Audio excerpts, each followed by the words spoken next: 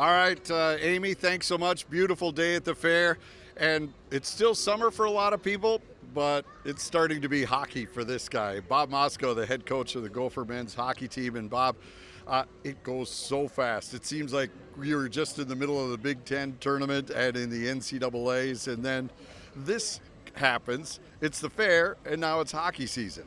It is. It's football and hockey season all at the same time. So we're excited for Gopher football next week. Excited for the Vikings to get going, but then we start right after. So guys are moving in right now. I think our last freshman's in today, and school starts next Tuesday, and away we go.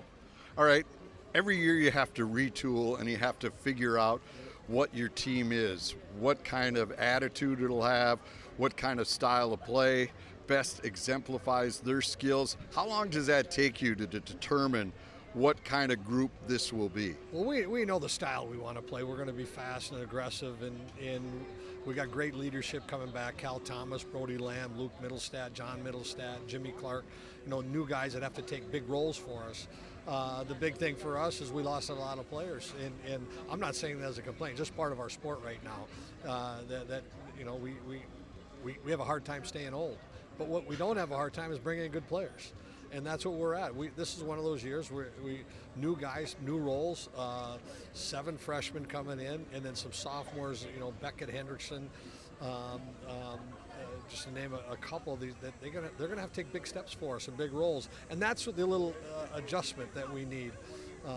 Whether that takes till Thanksgiving or Christmas, but I can tell you we like our guys, and we're going to be just fine in time. That's the thing. How do you help those players take that next step, right? They found their role last year on whichever line they were on, but then all of a sudden they're thrust into a power play, they're thrust into the final minute of game, moments that they hadn't experienced here at the U of M. Well, they want it. That's the most important. These guys, these athletes, they train their tails off, and they want bigger moments, and when it's their turn, they're ready for it. Sometimes we have to monitor, maybe just give it a few weeks to slide them into it. Sometimes it's baptism under fire. We got to throw them right in, and whatever the case, they find their way through, and they'll get us to a point that we really believe we're going to be contending one more time.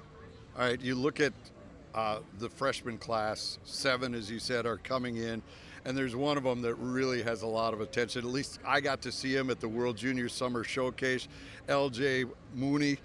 The kid, when I met him off the ice, I thought, oh, you're the little brother of him, because he plays so big for his size. How has this guy been so dynamic and survive in a land of giants? He's tenacious. We're talking LJ Mooney, and that's Logan Cooley's cousin. I think their backyards back up to each other, but this kid is just a ball of fire, and the energy he brings, the passion he brings. We saw it this summer, of course, at the World Junior, but we watched it, the last 2 years in the U.S. program. He's going to be one dynamic hockey player. And I normally, we don't talk about freshmen. Right. We let them do their talking, but he's kind of already lighting it up. He's kind of bringing a light to himself. But it's going to be fun to watch. I can already foresee a problem for you, because every winger is going to want to be on his line, because he can find anybody at any spot on the rink and put it right on their tape. Anybody that has a shot is going to want to be with this kid. You call that a problem? So I don't Well, know. no, because you're going to have guys lined up outside your office saying, I want to be on his line. Well, I think we got a lot of guys that people are going to want to be with. Tanner Ludke's transferring in from Omaha, and he's going to get upperclassmen, just another center. We're going to have Jimmy Clark taking another step. I'm going to miss some names, but we've got a lot of players that are ready for that next step, and we'll mix those young kids in, and we'll throw them out there, and away we go. All right, as long as we have you here, and we talked about that Mooney was in your camp this summer for World Juniors, just a couple of questions on where that sits now after that camp. Your thoughts of what you witnessed there in those 7 days at Ritter Arena. Well, the big thing is it's an evaluation camp. It's not really a trial camp. You're evaluating the group of players. We brought in about 38 players. The big thing we had was injuries. There were a handful of guys that couldn't play. Max Plant from up at UMD. We were really excited to see him, but he was not able to play. Just giving Hudson wasn't able to play. One of the best defensemen in the world. We had a handful of guys that had to miss. So their time now to shine, October, November, December, which they're going to do. We got 9 returning players. and we got to mix in the new guys with it. And the real heavy lifting for John Van Beesbrook, his staff, our staff right now is identifying those players. October, November, into December when we bring them all back together here in Minnesota for the tournament, and we're excited for that challenge. All right, so how does it work with that process? Where do you see those guys again? Because everybody's so excited with the tournament here at the XL Energy Center and at Mariucci Arena, and then you have some camp games around the state of Minnesota as well. So when will you see these guys again to make further evaluation? Well, a little education. This tournament, one, it's one of the greatest tournaments in the world that our fans got to learn. But one, all the countries come in early, and we're going to be in 4 locations split up around the state: Bemidji, Duluth, Rochester, Mankato.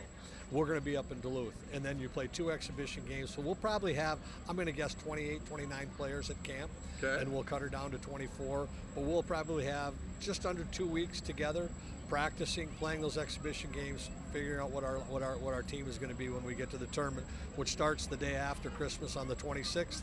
There'll be 5 of us at it's not XL Center anymore. I'm going to Grand Casino Arena. Grand Casino Arena. We're going to keep saying that, and there'll be 5 teams.